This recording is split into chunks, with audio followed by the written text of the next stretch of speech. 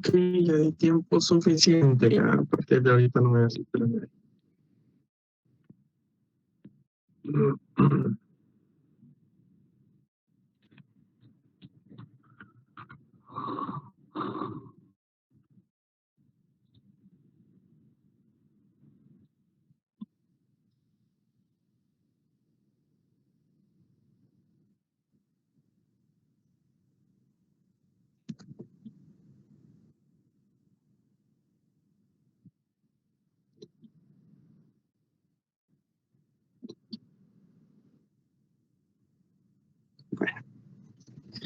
Bueno, compañeros, buenas tardes.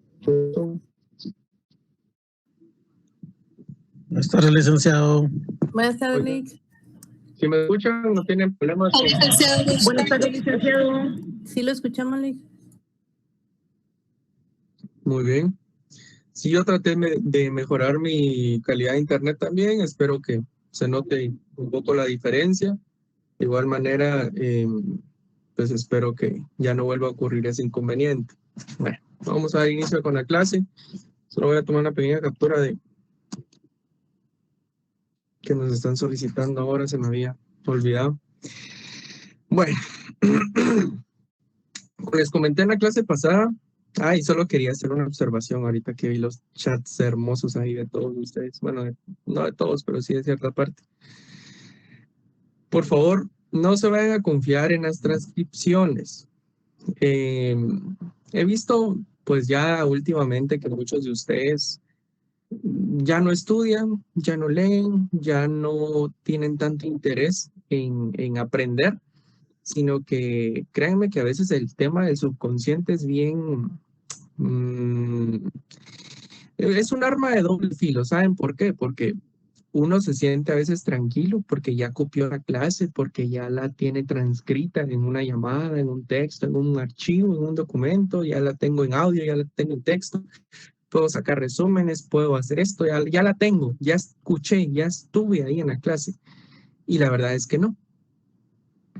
La máquina estuvo, la computadora estuvo, la inteligencia artificial estuvo, el programa estuvo, usted no. Usted estuvo fuera, usted estuvo desatendido, se olvidó completamente de la clase. Muchas personas dejan este programa o esta aplicación grabando mi audio bien grabado, copiando y transcribiendo texto que yo, y dejan de poner atención. Y está bien, o sea, ustedes pueden incluso ganar con eso, claro, pueden ganar. El chiste que estén acá y que sean estudiantes universitarios de estudios es que ustedes aprendan, que ustedes adquieran nuevos conocimientos, que ustedes analicen lo que dice el catedrático, que ustedes escuchen, que ustedes copien. A veces copiar cae mal, a mí me caía mal. Yo creo que casi al 100% de los estudiantes les cae mal estar copiando, pero es una de las formas muy buenas en las que nosotros podemos entender y comprender mejor algo, ¿verdad? Es como un doble entendimiento, no solo lo escuchamos, sino también lo redactamos. O incluso no todo, pues, pero partes importantes, ¿verdad? Yo soy muy partidario de eso y es importante porque no tiene chiste venir, solo dejar, copiar toda la clase y ya. Y para el examen andar buscando qué fue lo que dijo el IC y ya copiar y pegar. No es eso. Yo como consejo se los digo. De ganar seguramente ganen, pero afuera ya no van a poder estar haciendo esas cosas. Entonces traten de aprender. Sean conscientes que ya están en el 10º semestre, ya no están en primero, segundo, tercero. Ya son todos adultos, seguramente algunos entraron incluso de 17 años, como fue mi caso, a la universidad, pero ahorita ya todos son adultos y parte de eso también es ser responsables en recibir las clases bien, ¿verdad? Voy a aceptar a unos compañeros. Para los compañeros que acaban de entrar, qué montón son. Por favor, que sea la última vez que entran tarde.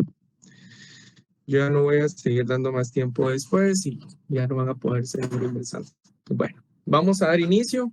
La clase de hoy corresponde a la historia de los impuestos.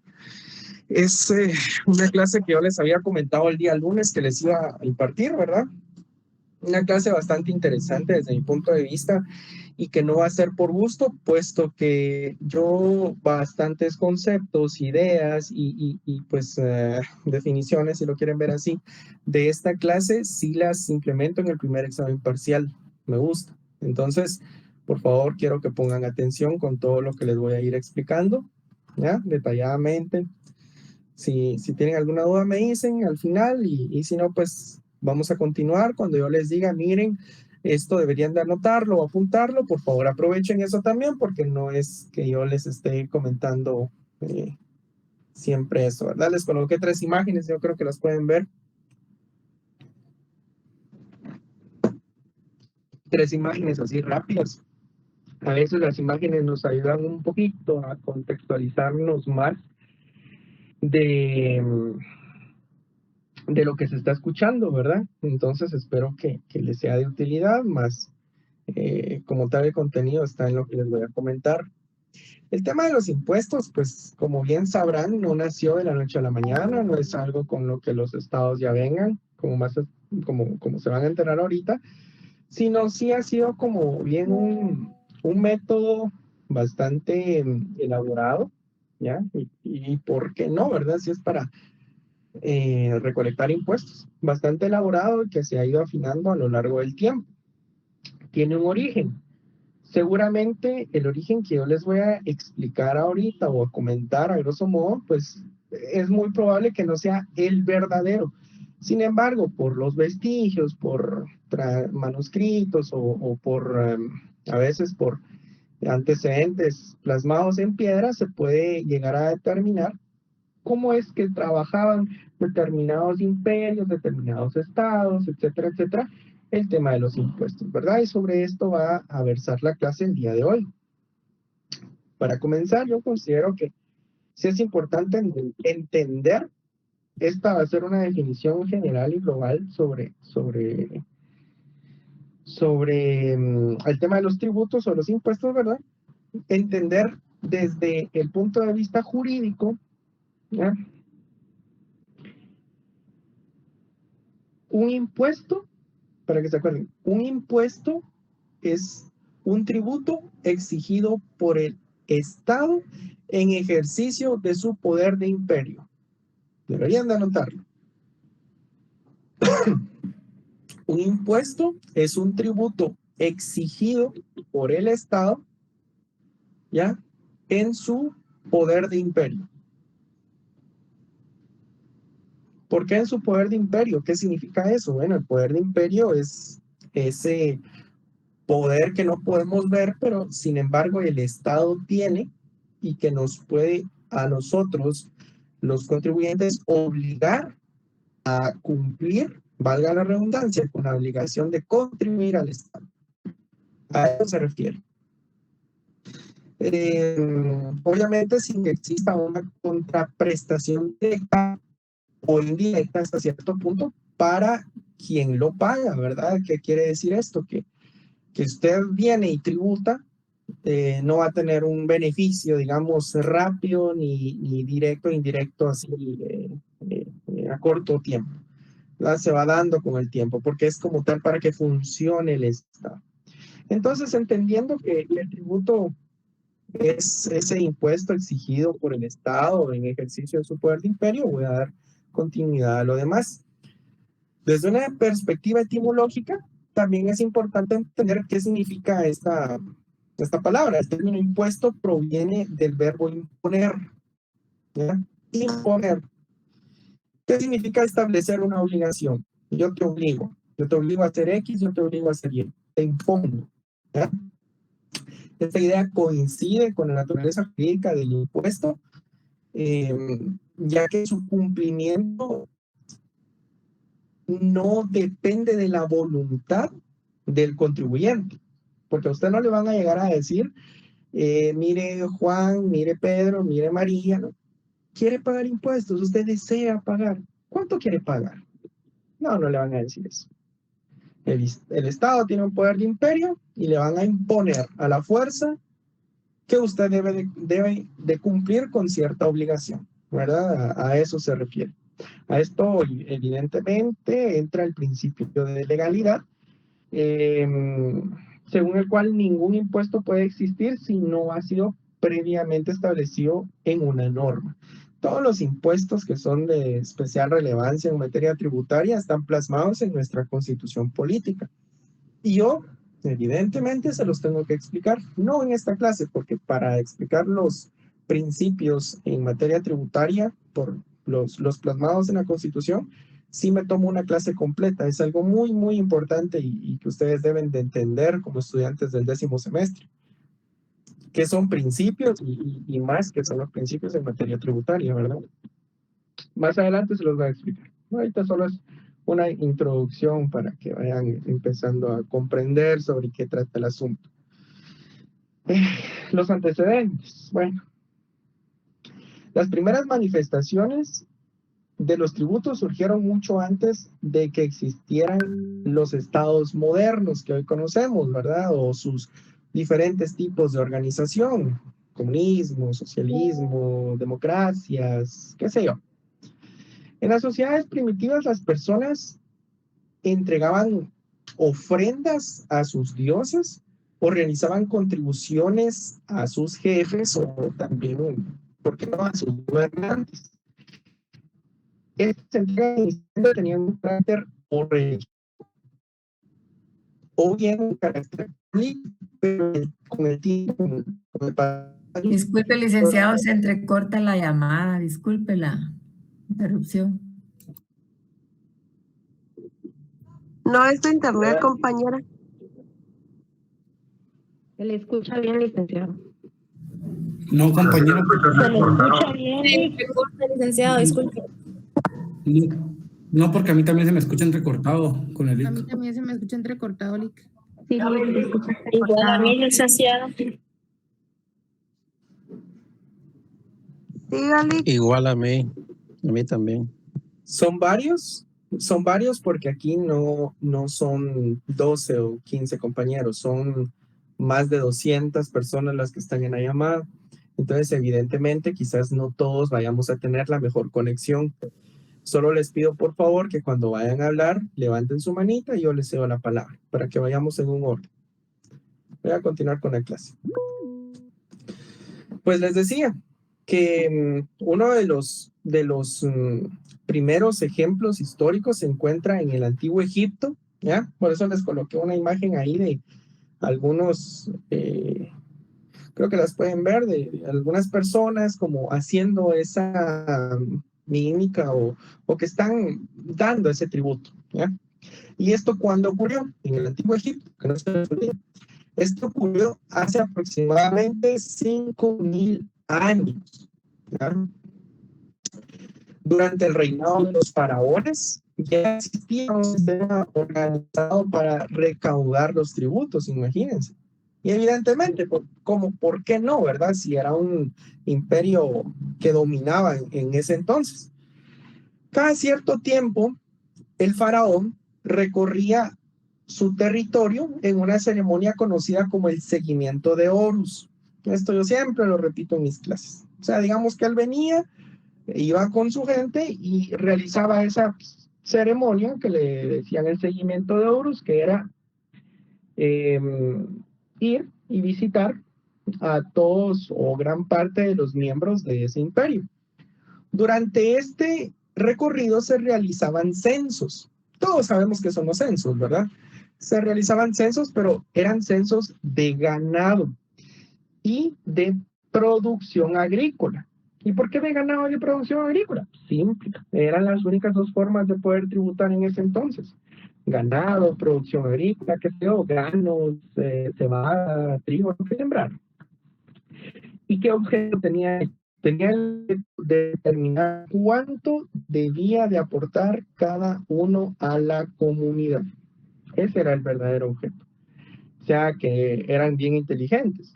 Él iba, realizaba su ronda, digamos así, que le llamaban el seguimiento de Horus, lo adoraban en el camino y de paso iban, ¿qué? Como fiscalizando, digamos, la producción de los miembros del imperio y aquí saber cuánto debían de tributar o de pagar, ¿verdad? Los productores agrícolas entregaban parte de sus cosechas, los artesanos contribuían con parte de la producción que ellos tuvieran y los militares entregaban bienes, objetos de las campañas militares que tuvieran. La recaudación estaba a cargo de los escribas. Los escribas eran como funcionarios especializados que registraban los bienes y calculaban las contribuciones correspondientes. Eran como una especie de notarios hoy en día, ¿verdad? Llevaban cálculos y los iban plasmando en escritura. Y es importante señalar que en esta época los impuestos no se pagaban solamente de esa manera, o sea, que ya les expliqué, sino que siempre era de una forma como, para que me entiendan, como el resultado del producto de su trabajo, pero tangible, en grano, en ganado, en herramientas, en textiles, ¿ya? También debe de considerarse que los tributos variaban dependiendo de la producción anual. Es importante recalcar esto, y que una mala cosecha podía afectar gravemente la capacidad económica de las familias, razón por la cual evidentemente la carga tributaria podía representar un problema para muchos habitantes en ese entonces, porque eran, si ahora el Estado es impositivo, en ese entonces los faraones era, bueno, me pagas o me pagas y si no te morís, ¿verdad? Bueno, pues estos sistemas fiscales permitieron mantener la administración del Estado egipcio, financiar grandes obras, sostener al ejército, conservar el funcionamiento del aparato gubernamental de ese entonces. Y desde la perspectiva del derecho tributario contemporáneo, pues estos principios sí fueron fundamentales, ¿verdad? Hoy en día, o sea, son los primeros sistemas que representan el inicio de la función financiera que tenía el Estado. La obtención del recurso para cumplir con sus fines públicos. Ese es el fin de esto. Después de finalizar, a grosso modo, de lo que sucedió en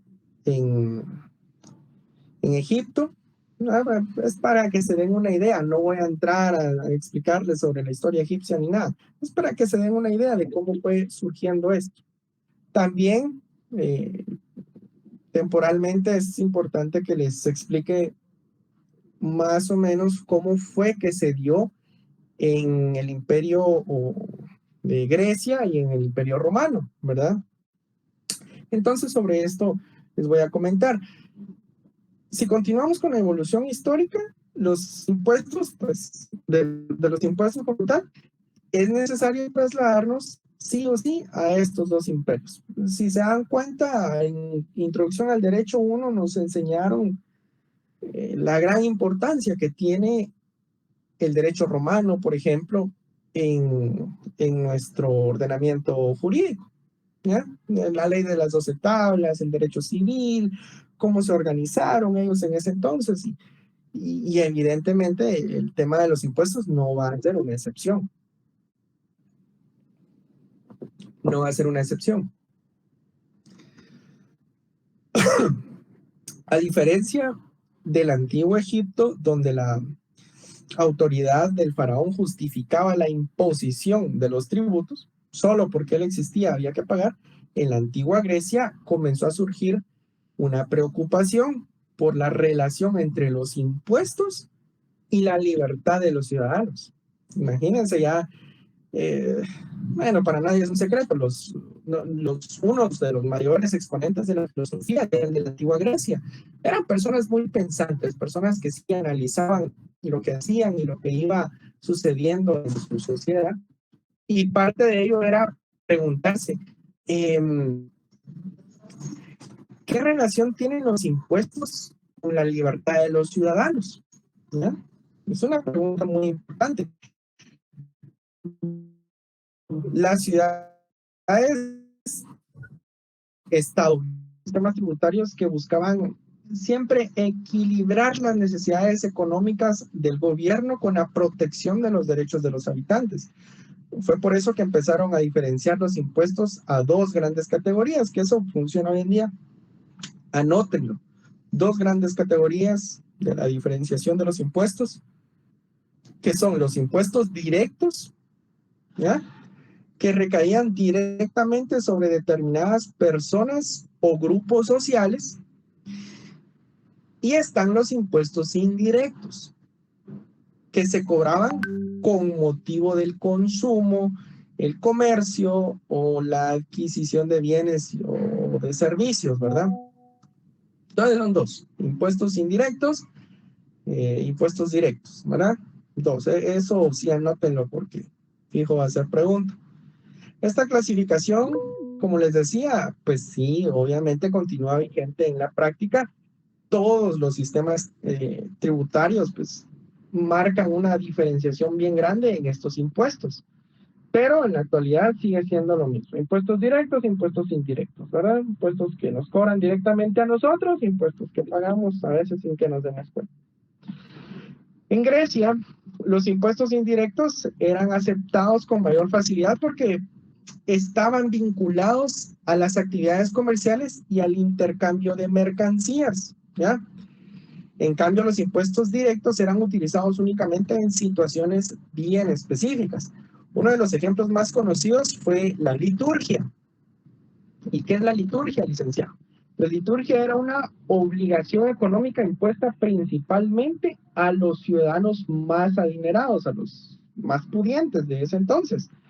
Mediante este mecanismo financiaban actividades públicas como festivales religiosos, representaciones teatrales, competencias deportivas, y también recuerdo que como equipamiento a las embarcaciones militares, ¿verdad? O sea, la liturgia era un impuesto pagado por las personas pudientes del entonces, específicamente para estos destinos.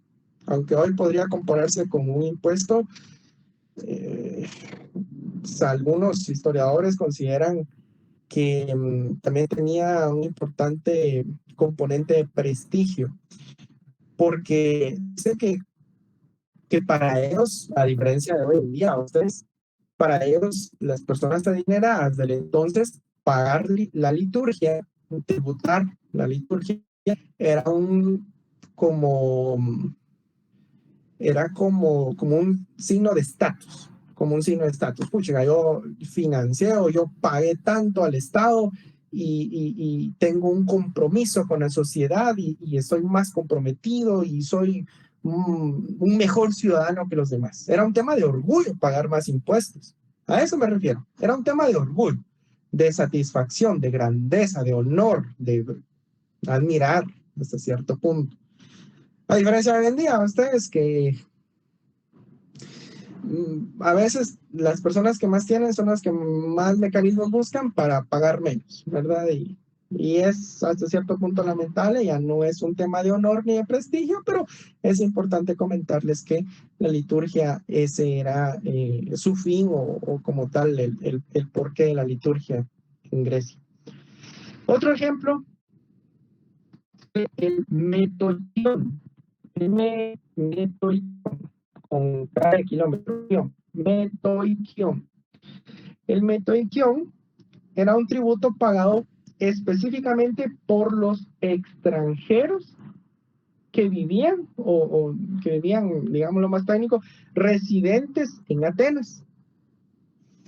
Era un impuesto pagado por los residentes en Atenas, conocidos como metecos, creo que les decía, quienes básicamente desarrollaban actividades económicas dentro de la ciudad sin gozar plenamente de los derechos políticos de los ciudadanos atenienses, ¿verdad?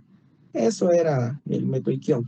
Asimismo, estaba el eispora. Eispora suena así como suena eispora, pero lleva H, es PHO, eispora, ¿ya? El eispora era una contribución extraordinaria destinada exclusivamente a financiar guerras. Esos imperios, pues sí, eran muy activos en todo el tema de guerras, el tema de conquistas, y tenían un impuesto específico para poder financiar guerras. Estaban así organizados, y trataban de, incluso si tuviera una guerra, financiar, para que cuando la hubieran no se quedaran sin ese presupuesto, ¿verdad? Todas las guerras siempre conllevan un gasto bastante importante. Más allá de los detalles históricos, también resulta importante destacar que Grecia introdujo una idea bien novedosa para su época, que es la tributación, o que la tributación debía de responder a necesidades concretas y evitar convertirse en un mecanismo permanente de abuso por parte del poder político. Básicamente cuidaban que el poder político, el poder de imperio que ya les expliqué, es una definición actual, no fuera utilizado de manera abusiva en contra de la población de ese entonces. Personas muy conscientes, gobernantes muy conscientes. Ahora hablemos un poquito de Roma. ¿Qué hizo Roma? Roma vino a fortalecer la administración tributaria, principalmente. Pues, como les digo, fue perfeccionando, fue implementando una mejor organización fiscal a todo este mecanismo. Roma comprendió que un imperio de enormes dimensiones necesitaba recursos permanentes, no solo por ciertas épocas, como bien lo decían los griegos. No, solo vas a pagar impuestos en diciembre porque es cuando más se necesita dinero, ¿no? En Roma ya dijeron, no, o sea, somos muy grandes y no podemos permitirnos el estar pendientes a que, vamos a esperar hasta que les toque tributar, ¿no? ¿Verdad? Tributación constante, dinero y flujo económico constante para el imperio, ¿verdad? Entonces implementaron esto. Ellos entendían que al ser muy grandes necesitaban un recurso permanente para sostener su administración, mantener su ejército, construir infraestructura también y garantizar obviamente el funcionamiento de la ciudad, ¿verdad? De su metrópoli, si lo queremos ver así. Por ello, pues desarrolló un sistema tributario bastante más, valga la redundancia, desarrollado, complejo, eficiente, eficaz, efervescente, me faltó decir. Uno de los impuestos más importantes fue en el Imperio Romano el portorium. Portorium o portoria, que es exactamente lo mismo. Portoria, ¿a qué le suena? A puerto, ¿verdad? A playa, escuintra, paredón, etc. No sé. Un tributo, para que se den una idea, un tributo aduanero que grava la imposición y exportación de mercancías. A esto se refería portorio. La importación y exportación de mercancías, el impuesto. Un impuesto novedoso, bastante eficaz y se llamaba portoria. Este impuesto favoreció el control del comercio dentro del imperio y pues sí, llegó a constituir uno de los antecedentes históricos de los actuales derechos arancelarios que tenemos, ¿verdad? Asimismo, los impuestos permitían financiar diversas actividades, como ya les había dicho, pero en la época romana eran más específicos, los destinaban a la distribución gratuita de alimentos, porque ellos ya lo tenían, al mantenimiento de las vías públicas, que es algo equivalente al presupuesto que se va para Covial, y que van a chapear, y que van a cortar, y que van a aplanar las carreteras, y pasan el patrón, y todo eso, ¿verdad ustedes? Para los que lo han visto. Los sistemas de abastecimiento de agua mediante acueductos también tenían estos sistemas, las ternas o los baños públicos, seguridad urbana, espectáculos públicos y actividades recreativas. O sea, digamos que ellos destinaban los impuestos, como ya evidentemente eran una sociedad un poco más avanzada, más evolucionada, los destinaban para situaciones más complicadas, ¿verdad? Más específicas. Fueron mejorando el sistema tributario. Sin embargo, una parte muy importante de las recaudaciones eran destinadas al mantenimiento del ejército romano, que tan famoso es el ejército, indispensable para conservar la expansión constante que tuvo el imperio y asimismo su estabilidad. Hay un dato interesante, y es que durante el gobierno de Julio César se estableció un impuesto equivalente al 1% sobre determinadas ventas, ¿ya? sea, digamos que fue como el inicio de un impuesto al valor agregado, básicamente, pero era de 1%. Posteriormente, bajo el mandato de César Augusto, ese porcentaje sí llegó a aumentar, aumentó al 4%, además de impulsarse también importantes reformas administrativas, hacer más eficiente el sistema de recaudación, ¿verdad? Que ahora, pues, ese impuesto ronda por el 12%.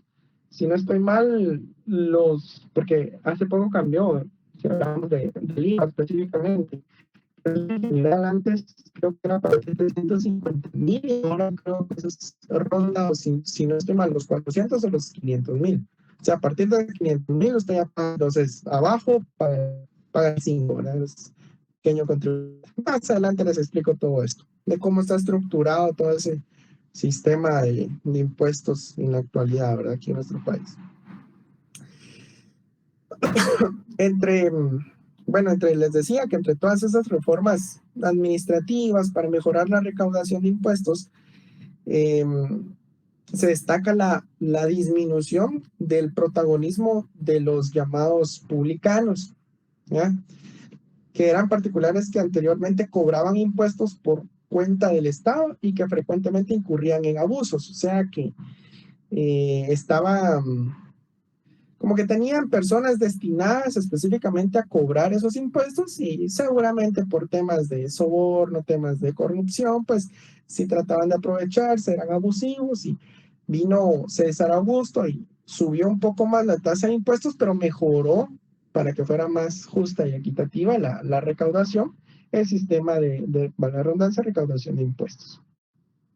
Además, Augusto también creó un impuesto del 100% sobre las herencias, fíjense ustedes, destinado a financiar un fondo especial para el retiro de los soldados veteranos, ¿ya?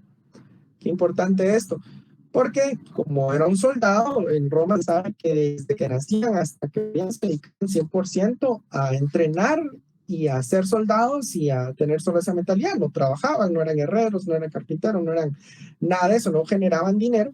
Entonces él implementó eso, digamos que era como una pseudo jubilación de ese entonces, que pagaba la población, ¿ya? 5% sobre las herencias, y servía para mantener a los soldados retirados, ¿verdad? Muy, muy interesante la organización que ellos tenían. Bueno, la herencia tributaria, ¿verdad? Salgamos de los imperios, ¿cuáles fueron? Que no se les olvide. Imperio egipcio, Imperio griego, Imperio romano. Si hablamos sobre la herencia tributaria para la Edad Media, que estamos un poco más cerca, y los estados modernos, específicamente las experiencias, obviamente, de Egipto, de Grecia y de Roma, sirven de base para el desarrollo de los sistemas tributarios europeos de la Edad Media, ¿verdad? Con el paso de los siglos, pues fueron apareciendo nuevos tributos sobre tierras, sobre el comercio, las actividades económicas, el patrimonio, incluso. Posteriormente, el fortalecimiento de las monarquías, que ya se fueron dando las monarquías, y el nacimiento de los estados modernos, la tributación, pues sí llegó a adquirir un carácter cada vez más técnico y permanente, ¿verdad? De esa evolución histórica que se fue dando a causa de estos tres imperios. Pero los estados modernos tienen un funcionamiento bien interesante y también tiene su origen, ¿verdad? Si ya vimos un origen meramente histórico, del cual su porcentaje de veracidad no sé decir si es el 50, el 60, el 90 o el 20, es lo que está en los libros, es lo que está en libros internacionales en materia de impuestos. Esto no me gusta dar ningún libro, porque por lo general libros matemáticos que implementen lo que les estoy diciendo no hay. Hablan un poquito de historia del país y hasta ahí se queda. Pero bueno, a mí me gusta ahondar un poquito más al respecto. Ya hablamos sobre Grecia, sobre Roma, sobre Egipto. Ahora hablemos sobre la independencia de las 13 colonias y la tributación, que eso también es importante.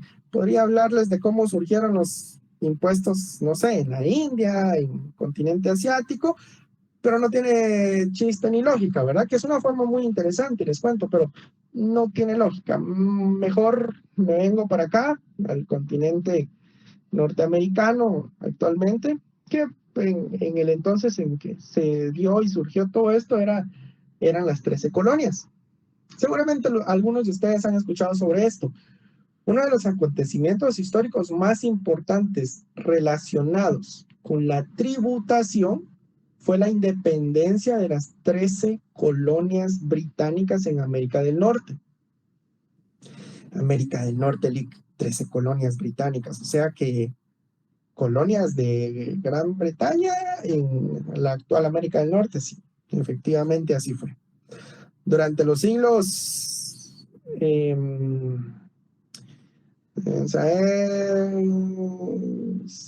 durante los siglos XVII y XVIII durante los siglos XVII y XVIII, Gran Bretaña estableció 3 colonias en el territorio que hoy ocupa gran parte de Estados Unidos. Estas colonias tenían una relación política con la corona británica. ¿Ya? Era un sistema de esa índole. Sin embargo, entre 1750 y 1760, más o menos, que se dio el tema de la Guerra de los 7 años, aproximadamente, creo que era del 56 para el 63, si no estoy mal, se dio la Guerra de los 7 años, que fue un conflicto en el que Gran Bretaña obtuvo la victoria, pero también generó un enorme gasto para la corona, ¿ya? Porque pues estar en una guerra y más ganar una guerra es sumamente costoso. Tienen que financiar ejércitos, armas, comida. Entonces, el propósito de recuperar esos recursos, el gobierno británico decidió incrementar la carga tributaria sobre las colonias americanas, ¿ya? Imagínense esto, habían mandado 13 colonias a colonizar, digamos así, el área que ahora se conoce como Estados Unidos. Ellos venían, estaban en guerra, ganaron esa guerra, pero quedaron dañados económicamente. Entonces dijeron, bueno, vamos a subirles los impuestos a todos, incluidas esas 13 colonias que mandamos por allá. Entre esas medidas se encontraba la ley del azúcar, la ley del timbre, la ley, no me recuerdo, habían como 4 o 5 eran. Básicamente era una subida a los impuestos. Y estas normas establecieron nuevos impuestos sobre diversos productos y documentos utilizados por los colonos, ¿ya? El principal problema no era únicamente el aumento de los impuestos, sino que los colonos consideraban injusto ser grabados, o sea, que les cobraran impuestos, ser grabados por un parlamento en el que no tenían representación política, porque las 13 colonias no tenían representación política en Gran Bretaña en ese entonces. Entonces decían, bueno, ¿cómo si yo no tengo representación vamos a pagarte impuestos, a tributarte? ¿Va? De ahí salió una frase que en español me la sé nada más, que es, no hay tributación sin representación, ¿ya? No hay tributación sin representación. Ellos decían eso, como un eslogan político, digamos. Y pues este principio sostenía que ningún pueblo debía de ser obligado a pagar impuestos si no participaba en las decisiones políticas que organizaban a causa de esos mismos tributos, ¿verdad? Entonces, ¿qué se dio a consecuencia de todo eso? Este conflicto contribuyó, porque no fue la totalidad, pero sí contribuyó al movimiento independentista que culminó con la declaración de independencia de los Estados Unidos, que casi iba a los Estados Unidos ahorita el 4 de julio, pero sí, por eso es que el 4 de julio se celebra la independencia en Estados Unidos. Se dio en 1776, ¿ya? El 4 de julio de 1776, ¿ya? Este acontecimiento marcó profundamente la evolución del constitucionalismo moderno porque vino a modificar y por consecuencia también a fortalecer la idea de que el poder tributario debía estar sometido a límites jurídicos y al control de un órgano representativo, porque ellos no lo tenían, ¿verdad? Y lo querían. Entonces se independizaron, se puede decir que gran parte también por no querer pagar impuestos y por no querer tributar. Ahora ya tienen un poco más noción de cómo nació esto, los imperios, tienen un poco de noción de cómo surgió acá. O sea, la hora, 6 minutos me quedan. Sobre el nacimiento del derecho tributario moderno, ¿qué puedo hablar? Bueno, hay estados constitucionales, hay estados democráticos, ¿verdad? En ellos los impuestos dejaron de entenderse, en nuestros estados, digamos así, en la actualidad, dejaron de entenderse como una manifestación de la voluntad absoluta del gobernante y pasaron a convertirse en una institución regulada por la Constitución, porque pagar impuestos está regulado por nuestra Constitución y por la ley, ¿verdad? El Código Tributario. Hay más, pero principalmente por el Código Tributario, que vamos a ir viendo. Actualmente, en la mayoría de los países democráticos, el poder tributario del Estado está limitado en diversos principios, ¿verdad? De esos principios los encontramos en la Constitución. Está el de seguridad jurídica, el de capacidad contributiva, igualdad tributaria. Son principios muy claros y que vamos a ver más adelante, porque ya les dije que les voy a dar una clase específicamente sobre los principios en materia tributaria. Pero no está de más decirles que estos principios sí hoy en día base del derecho tributario contemporáneo y buscan equilibrar esos intereses que son igualmente importantes, ¿verdad? La necesidad del Estado de obtener esos recursos y la protección de los derechos de los contribuyentes, porque pues, a nosotros nos protegen nuestros derechos. ¿Quién los protege? Pues, el Estado, dicen por ahí. Bueno, el Estado se está dividido y hay poderes, ¿verdad? 3 poderes del Estado. Específicamente está el judicial. Nos vulneran nuestros derechos. Interponemos, qué sé yo, una demanda, una queja, una querella, una denuncia y está el Estado para hacernos valer esos derechos. Pero el organismo judicial se maneja con un presupuesto y ese presupuesto lo pagan los mismos guatemaltecos, ¿ya?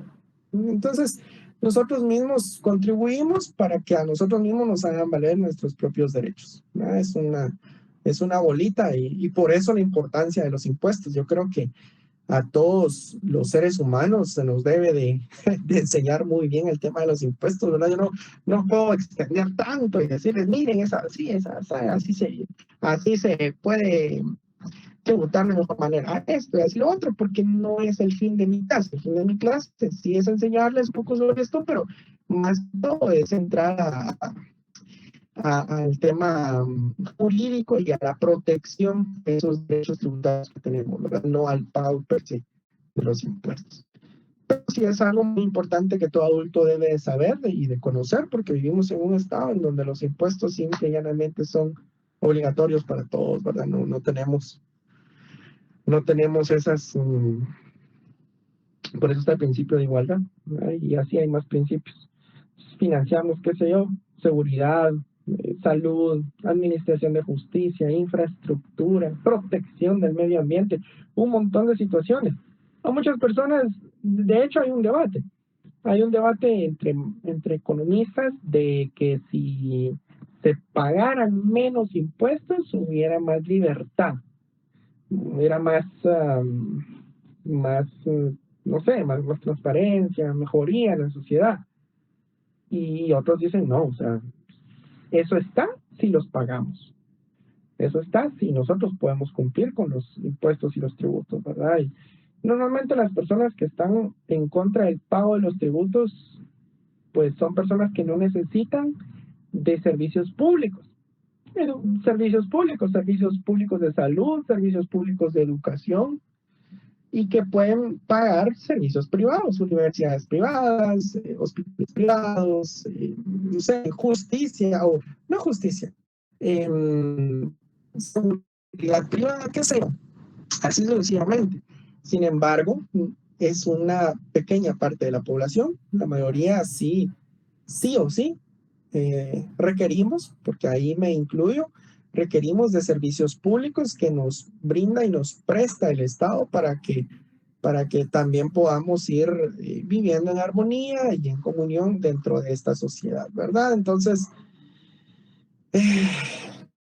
¿qué decirles? Ustedes como futuros abogados deben de recordar que el derecho tributario no tiene como finalidad defender una determinada ideología. No, que yo soy liberal y que yo soy X y que soy Y, por eso menos y por eso más. No, derecho tributario no tiene ese fin.